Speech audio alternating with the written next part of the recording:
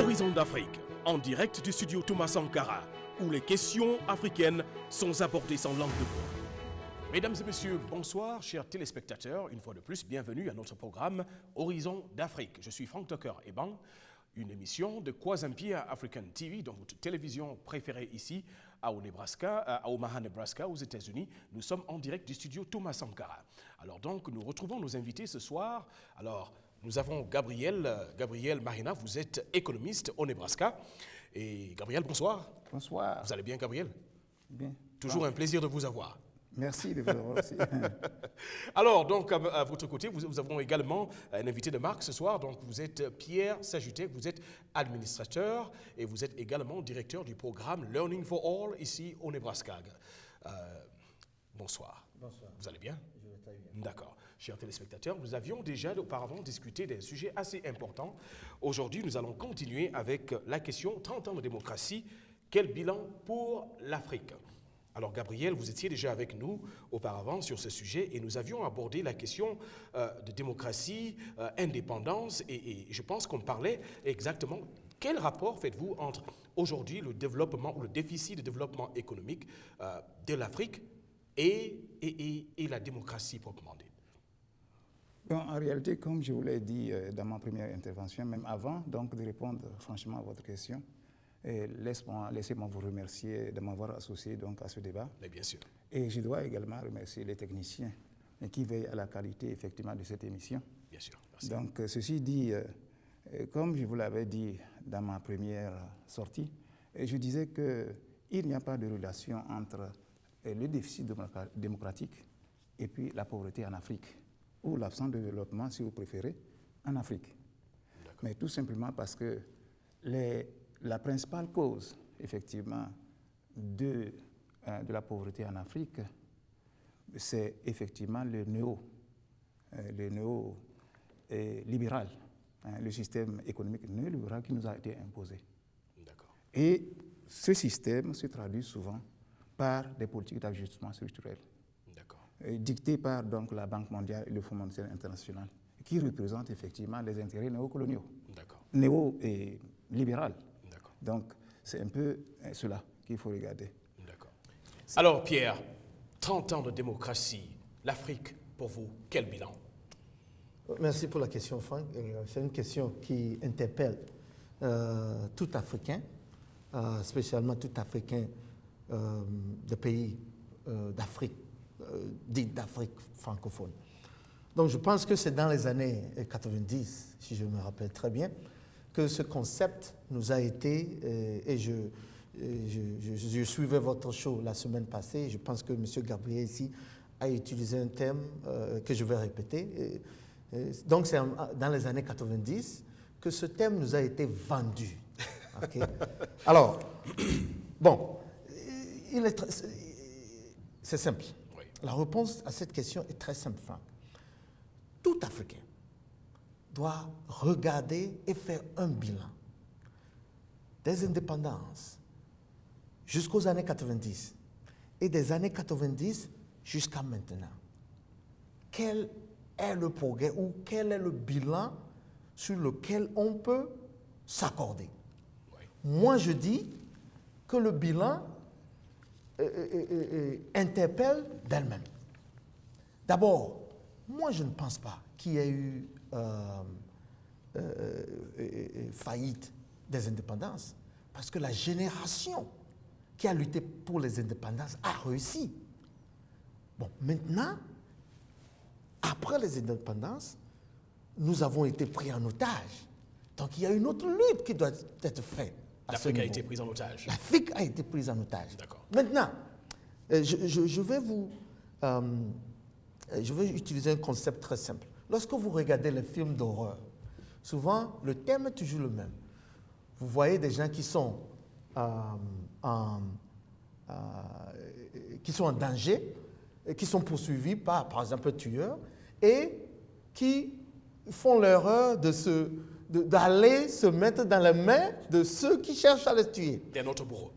Des bourreaux. Et c'est ce qui se passe, ou c'est ce qui s'est passé et continue de se passer en Afrique. D'accord. L'Afrique lorsque vous voyez notre histoire, lorsque vous voyez l'évolution, il est clair que l'Afrique avait un bon départ après les indépendances. Après cette prise d'otage, même avec cette prise d'otage, lorsque nous étions avec les partis uniques, et certains de vos téléspectateurs peut-être ne seront pas d'accord avec mon analyse, mais je le dis, ce que nous avons maintenant est pire que ce que nous avions sous les partis uniques. D'accord. Alors, Pierre, merci pour cette intervention. Justement, Gabriel, je voulais revenir sur cette question. Je voudrais encore bondir. Oui. Je voudrais bondir sur ce qu'il vient de dire. Bien sûr. À propos des indépendances, je ne partage pas la même opinion que lui sur cette question. Je dois dire que les indépendances, certainement que des mouvements ont lutté donc, pour libérer l'Afrique. Mais cette lutte n'est pas allée jusqu'au bout.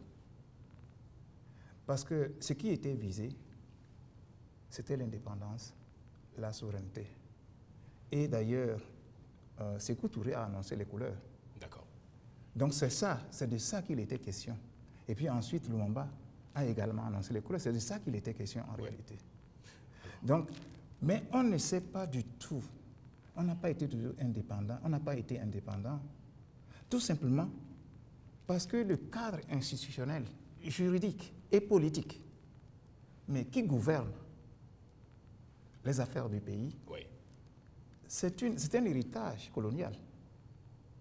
Donc, nous ne pouvons pas dire que nous sommes indépendants. D'accord. Nous continuons d'être aliénés. Et le système éducatif, nous restons dans leur système. Et de cette façon-là, nous ne pouvons pas dire que nous sommes vraiment indépendants. Alors, la question me revient toujours. Que s'est-il réellement passé avec ces indépendances? La réponse est très simple. Vous voyez, les indépendances ont été délivrées. Quand je prends par exemple le cas du Togo, les indépendances ont été délivrées. Maintenant, après les indépendances, quelque chose s'est passé. Donc le colon ou ceux qui étaient censés nous donner notre indépendance sont retournés pour reprendre de l'autre main, de la main droite ce qu'ils nous ont donné de la main gauche ou de la main gauche ce qu'ils nous ont donné de la main droite. Donc, il y a eu ces accords sur le domaine éducatif, économique et militaire. Que vous connaissez ces fameux coopérants militaires, coopérants économiques. Tous ces gens, en fait, travaillaient contre l'Afrique, travaillaient pour saboter ce que nous avons eu comme indépendance. D'accord. Je prends l'exemple, par exemple, d'autres pays qui ont été colonisés. Lorsque vous prenez d'autres pays comme le Vietnam ou le Laos, ou, je ne sais pas, ces gens ont été, d'un moment de leur parcours, ont été colonisés par la France ou par d'autres pays. Est-ce que vous voyez? Oui. Mais aujourd'hui, lorsque vous comparez les pays asiatiques et les pays africains, il y a une différence. Nous sommes toujours contrôlés. Nous n'avons pas nous n'avons pas le contrôle de notre culture, de notre économie, de notre fabrique sociale ou de notre système éducatif ou politique. Lorsque nous ramenons encore une fois le débat sur le plan de la démocratie, d'accord, je prends l'exemple de la Chine. Dans les années 90, qu'est-ce qui s'est passé? Dans le même temps où on nous vendait cette histoire de démocratie, il y a eu la place Tiananmen, où on a essayé d'introduire la même chose avec les Chinois. Et les Chinois ont fait tout pour rejeter et écraser ce mouvement parce qu'ils ne croyaient pas à cette universalité de la démocratie. Ça n'existe pas. D'accord. Les peuples sont différents, les réalités sont différentes, les positions géographiques sont différentes, les histoires sont différentes. Pourquoi est-ce qu'on doit suivre le système d'un autre? Alors Pierre, à cette question, j'ai une intervention. On va dire que le contre-argument qui suit souvent cette logique est celui qui dit que c'est vrai que le colon a toujours été là, que le joug colonial pèse toujours sur beaucoup de pays africains, mais aujourd'hui, il existe ces pays africains assez, on va dire, assez autonomes. Mais malheureusement, il y a toujours comme un déficit du point de vue de leadership de ces pays africains. Est-ce que vous pensez que réellement le problème africain, le problème en rapport avec le développement de ces pays africains aujourd'hui, nécessairement que ce serait forcément une raison due au joug colonial aujourd'hui, en 2020? Écoutez, M. Gabriel, ça c'est une très bonne question. Vous savez, nous sous-estimons l'emprise du colon sur la vie des États africains. Nous sous-estimons ça. Sans blague. Moi, je vous dis, actuellement, lorsque vous prenez nos pays africains, de la zone francophone, nous n'avons même pas le droit ou l'opportunité d'étudier ou d'avoir un système éducatif qui répond aux besoins de développement de nos États. Nous sommes programmés, j'utilise le terme programmés, pour étudier plus la métropole que nos pays. Comment est-ce que vous voulez qu'un Togolais puisse ou qu'un Ivoirien puisse développer son pays lorsqu'il ne sait même pas les paramètres, il n'est pas éduqué dans les paramètres de son pays et il sait plus la géographie et l'histoire de la France que l'histoire de son propre pays. D'accord. Et ceci est clairement marqué par ces soi-disant accords de coopération dans le domaine de l'éducation qui fait qu'on nous impose ce qu'on doit apprendre à nos enfants. C'est une aberration. D'accord. Alors, Gabriel, rapidement, oui. Gabriel, pour sortir justement de ce joug colonial qui pèse sur l'Afrique aujourd'hui, ça ressemble à quoi pour vous une éducation à l'africaine? Ça ressemble à quoi? Mais je crois que l'Africain, le jeune Africain ignore son histoire. C'est par là où il faut commencer. Il faut qu'on étudie notre histoire. Il faut que l'histoire soit réécrite pour l'Afrique. Donc nous devons absolument réformer le système éducatif qui tiendra compte effectivement d'abord d'une certaine vision de nos États. Ça part de là maintenant qu'il faut réformer tout ça. Et comme la Chine l'a fait d'ailleurs, il faut une révolution culturelle. Nous n'allons pas continuer à utiliser des concepts, à consommer des concepts qui nous viennent de l'Occident pour dire que nous allons nous développer. Il y a l'aide au développement, il y a l'émergence, il y a la bonne gouvernance. Ça, ce sont des concepts complètement étrangers. Maintenant, qu'est-ce que nous entendons par là? Prenons l'exemple de l'aide, en réalité. Quand un Africain dit qu'il aide quelqu'un, il n'atteint rien de lui. Il l'aide vraiment. Est-ce que vous comprenez? C'est notre compréhension de ce que c'est que l'aide. Mais quand un Européen, quand un Occidental dit qu'il aide, non, c'est-à-dire qu'il te permet d'avoir quelque chose, d'avoir même le crédit que tu dois rembourser avec des intérêts. D'accord. Cet exemple pour vous dire qu'il y a des concepts que nous devons nous approprier. On doit les comprendre de la façon dont nous comprenons la vie, selon la conception de notre vie. Il disait quelque chose tout à l'heure. Bon, je crois que, comme nous l'avons dit, en fait, les accords, il parle des accords, il y a effectivement des accords sur l'exploitation des ressources. D'accord. Et si nous n'avons pas, c'est des accords secrets. Bon, et même, je suis convaincu que même... Comment ça, ils sont secrets, ces accords? Oui, mais je suis convaincu même que les assemblées nationales ou les parlements de ces États africains dits démocratiques ou je ne sais quoi, ne connaissent même pas ces accords-là. Il y a des accords secrets. D'accord. Où c'est libellé clairement, si celui qui gouverne, celui qui est le chef de l'État, s'il vient à manquer à ça, bon, on peut le liquider. Comme ça. Sa vie est morte. Non, il est menacé de vie. Il est menacé de mort, en réalité. C'est écrit. Donc, il y a des choses auxquelles il ne faut pas toucher. Même certaines matières premières considérées comme matières premières stratégiques. Vous ne pouvez pas permettre à une autre puissance étrangère ou à un autre État étranger à exploiter ces ressources sans avoir l'aval de la France. D'accord. Après là, vous devez consulter la France d'abord avant pour que la France vous donne l'autorisation de le faire. D'accord. Donc, vous croyez que nous sommes indépendants? Non. Ces accords nous lient. Comme il y a les relations économiques, les relations politiques, les relations, tout ce qui est culturel. Et effectivement, les idéologies sur lesquelles nous nous fondons maintenant pour faire quoi que ce soit, c'est les idéologies occidentales. D'accord. Quels sont les vecteurs de l'idéologie? C'est les arts, c'est la littérature, c'est les médias. Et puis, que sais-je encore? D'accord. D'accord. C'est le système éducatif lui-même, comme nous l'avons dit tout à l'heure. Donc, si nous continuons dedans, je ne pense pas qu'on ira loin. Quoi qu'on dise, on n'ira pas loin. Donc, écoutez-moi, les Occidentaux cherchent à vous montrer que non, vous n'êtes pas démocrate. C'est pourquoi vous ne vous développez pas. Il n'y a aucun lien dans cette histoire-là. S'il y avait un lien entre la démocratie et le développement, la Chine ne serait pas aujourd'hui la première puissance du monde. Merci. Merci. Est-ce que vous comprenez? Donc au moins là, nous avons un exemple clair, précis, très, que nous devons regarder. Ce n'est pas des équilibrations, c'est des faits. La Chine est où maintenant? Non, disons, soyons. Monsieur Gabriel, vous touchez un très bon point, c'est ce que je venais de dire. Vous voyez, lorsque la Chine a bien fait de rejeter cette démocratie qu'on essayait de la donner. Aujourd'hui, regardez où elle est. Vous savez, la question de savoir si l'Afrique a réussi en démocratie ou pas, ce n'est pas la bonne question.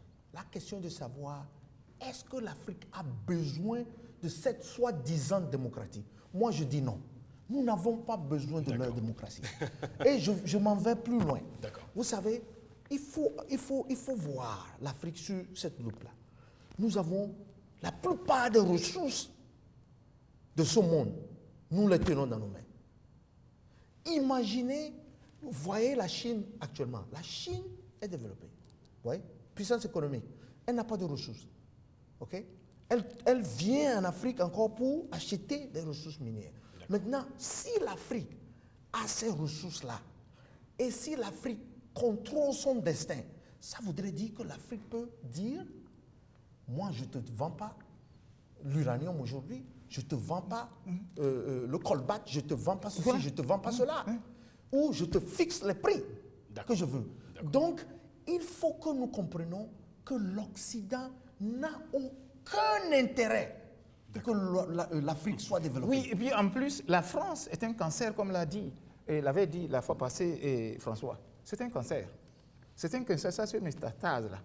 Et c'est un problème sérieux pour l'Afrique en réalité. La France est très méchante. Très méchante. D'accord. Pourquoi? Parce que ces ressources-là, elle veut tout prendre. Et nous rien. Est-ce que vous comprenez? D'accord. Bon, alors, regardez un peu le problème de la monnaie. Le problème de la monnaie franc CFA. Bon, les gens admettent qu'il y a certains pays africains qui sont stables et machin et tout ça. Mais si vous regardez, aucun pays francophone ne peut se prévaloir d'être stable sur le plan politique, même économique. Mais tout simplement parce que la souveraineté monétaire, il ne l'a pas. D'accord. La politique monétaire est une chose très importante, est un élément très important dans la vie d'un pays. D'accord. Si vous décidez de faire, c'est vous qui faites votre politique monétaire, mais il est évident que vous allez bien regarder pour savoir effectivement quels sont les secteurs où vous devez investir beaucoup plus, où le crédit doit être accordé. D'accord. Est-ce que vous voyez? D'accord. Alors rapidement, Pierre, je ne vais pas manquer de poser cette question. Aujourd'hui, à vous écouter, on fait là une peinture d'un tableau assez sombre de l'Afrique 30 ans plus tard, en termes d'indépendance. Alors, exactement, quelle issue? Est-ce que c'est we are doomed, comme on le dit en anglais? Est-ce que c'est ça? Est-ce qu'il n'y a pas d'issue? Qu'est-ce qu'il faut exactement pour sortir de l'Afrique de ce tableau sombre? Je vais vous dire ceci. Le tableau n'est pas doom. Si le tableau était doom, était sans avenir, l'Occident aurait perdu intérêt sur nous. Ils sont encore derrière nous. Ils veulent toujours nous mettre à terre parce qu'il est très difficile de terrasser l'Africain et de le garder en bas. Nous l'avons vu à travers l'esclavage. Nous l'avons vu à travers... On ne peut pas nous terrasser et nous garder à terre chaque fois. Vous voyez, le système socio-politique en Afrique était basé sur 2 principes. Il y avait la communication et il y avait le respect de la hiérarchie. D'accord. Donc, nos grands-parents s'asseyaient sous le baobab lorsqu'il y a un problème et ils communiquaient, ils discutaient de leurs problèmes. Et il y avait le respect de la hiérarchie qui amenait l'ordre et faisait en sorte que les choses pouvaient évoluer, on pouvait se développer. Et c'est ce que le colon ou l'Occident a compris. Si on nous gardait, on nous laissait avoir ce système de parti unique comme les Chinois l'ont, ça allait nous amener à nous développer. Parce que aujourd'hui, lorsque vous sillonnez toute l'Asie, vous allez dans les pays comme le Singapour, le Vietnam, le Laos. Est-ce que vous voyez, tous ces pays-là ont leur destin en main. Ces pays-là, vous n'allez pas les voir aller se manifester à l'ambassade de France ou à l'ambassade des États-Unis pour que quelqu'un vienne faire quoi que ce soit pour eux. Ces pays ont compris que tout le monde ne peut pas être président. D'accord. Et que la structure socio-économique du pays, le bien-être de la population, c'est tout ce que le gouvernement devait être le focus du gouvernement. Maintenant, en Afrique, lorsque vous voyez aujourd'hui, nous allons, par exemple, dans un pays comme le Togo, que je connais bien, nous chamaillons. Est-ce que vous voyez? Mais nos présidents, dans toute l'Afrique francophone, ce n'est pas de mauvais gars. Ils sont aussi victimes que nous. Nous devons en fait, et c'est ce que je préconise, nous devons comprendre le jeu de l'Occident et nous retourner, au lieu de critiquer et de nous opposer à nos gouvernements, nous devons en fait les soutenir. Vous voyez les Chinois, nous devons les soutenir, comme on l'avait fait lors du parti unique, et nous allons nous en sortir. Pierre, vous ne pensez pas que l'Afrique a un problème de leadership avec ce Non, aujourd'hui? l'Afrique n'a pas un problème de leadership. Lorsque nous parlons d'un problème de leadership, ça veut dire nous ramenons le débat au fait que peut-être les Africains ne peuvent jamais être honnêtes ou les Africains ne peuvent jamais amener le développement. C'est un faux problème. Le problème, c'est que l'Occident fait tout pour miner ce que nous avons. Aujourd'hui, nous prenons une révolution des mentalités. L'Afrique a besoin d'une révolution des mentalités. Pas une révolution violente, pas une révolution dans les rues, faire des marches. Nous n'avons pas besoin de ça. Nous avons besoin d'une révolution culturelle, comme M. Baïna l'a dit. Nous avons besoin d'une révolution économique, sociale, et nous avons besoin de révolutionner nos systèmes éducatifs. Et enfin, nous avons besoin d'une révolution politique. Nous n'avons pas besoin de renverser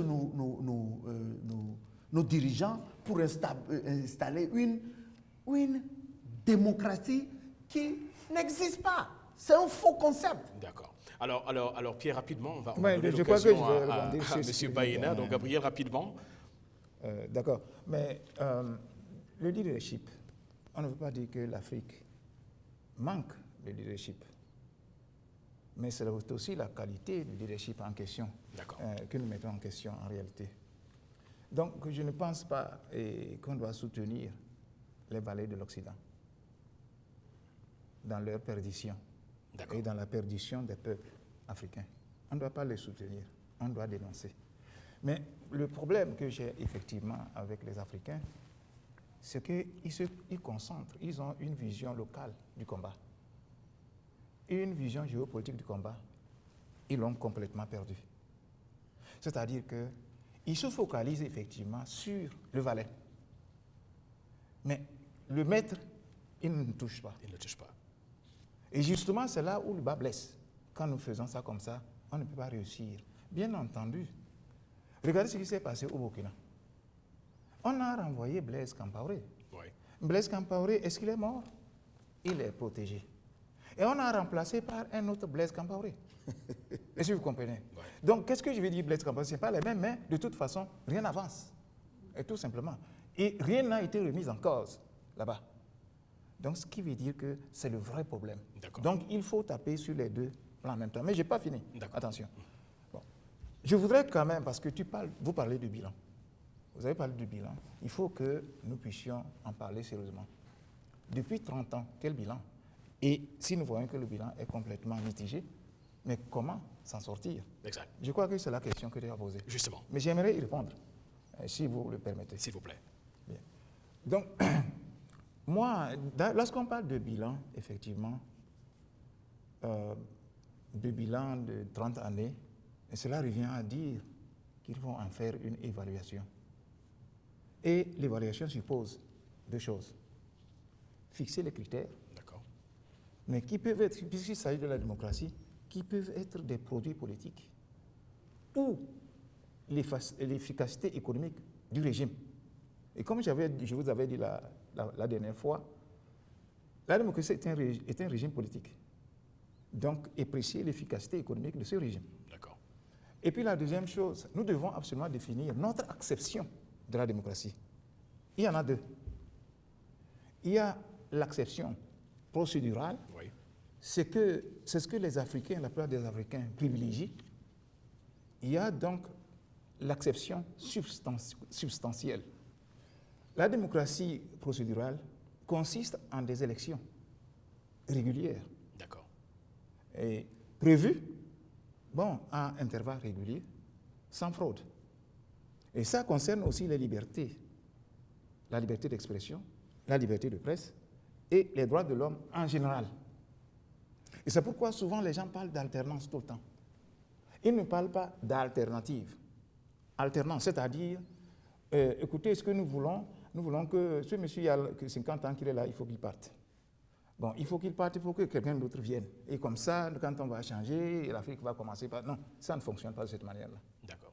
Ce qui fonctionne en réalité, c'est que vous venez pour l'alternative. Donc, vous devez absolument poser une rupture avec le système, le détruire. Parce qu'en restant dans le système, vous ne pouvez pas avancer. Je voudrais tout simplement, et j'ai toujours demandé aux gens, montrez-moi un seul pays où il y a alternance et tout marche.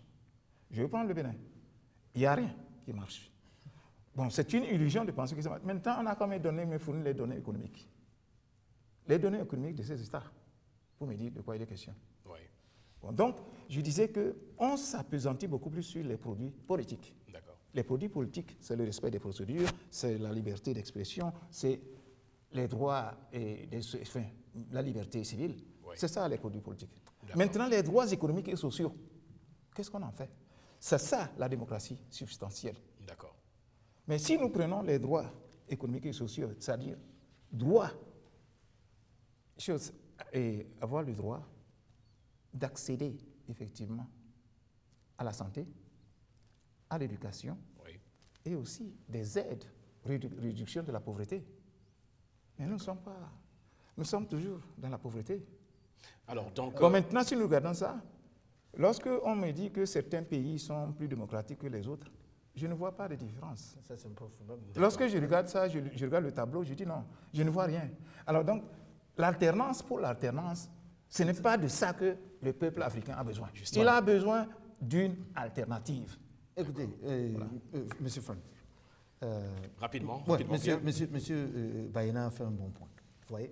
Et c'est ce que j'essaie de partager ici. Vous savez, lorsque vous faites le bilan, okay, lorsque vous êtes dans une situation, vous identifiez le problème.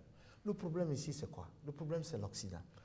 Qui aujourd'hui, en Afrique, pense que l'Occident veut le bien de l'Afrique? Vous avez parlé sur ce plateau d'aide. Mais vous aidez les mêmes personnes pendant 50 ans, 60 ans. Vous ne faites que les aider. Et ça ne marche pas. Mais lorsque vous faites quelque chose qui ne marche pas, il faut changer. Alternative. Il faut changer de méthode. L'Afrique n'a pas besoin d'aide. D'accord. Qu'on nous laisse tranquille et qu'on nous laisse nous développer. Nous avons notre propre système démocratique. Avant que cette introduction de démocratie vienne, vous pensez que l'Afrique n'existait pas? Nous n'avons pas de structure. Nous avons des structures. On a tout fait juste comme on a détruit nos systèmes sanitaires.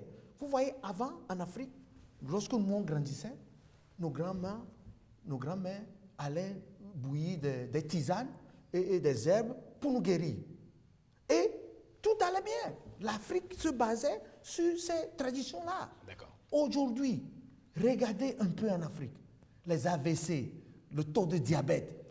Pourquoi? On a tout fait pour nous convaincre que ces méthodes-là, c'était des trucs archaïques, il fallait les jeter, il fallait se donner à la médecine moderne. Pourquoi? Parce qu'on voulait nous vendre des médecines qui étaient en fait des poisons. Aujourd'hui, regardez, on a détruit ce système. Maintenant, on essaie de détruire notre système politique. Ce que nous avons comme héritage, la manière dont nous conduisons nos politiques. Il faut que nous repartons à ça. D'accord. Et je ne pense pas que ça va avec le changement politique. Lorsque vous changez les gens qui sont au pouvoir, ce n'est pas ça qui va changer le problème.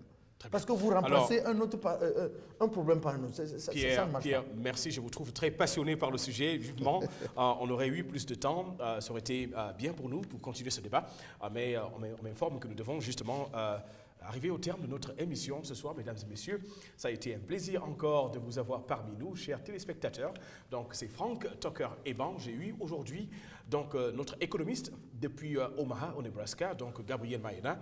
Gabriel, merci encore une fois de plus. Merci. Et nous avons eu donc monsieur Pierre Sajutek. Pierre est donc administrateur et il est également directeur public d'un programme donc au Nebraska, Learning for All. Pierre, merci encore pour votre présence ce soir. Mesdames et messieurs, nous sommes donc au studio Thomas Sankara. Nous sommes au terme de notre émission. La question a été 30 ans de démocratie, l'Afrique, quel bilan? Alors, mesdames et messieurs, une fois de plus, merci et à la prochaine. Horizon d'Afrique, en direct du studio Thomas Sankara, où les questions africaines sont abordées sans langue de bois.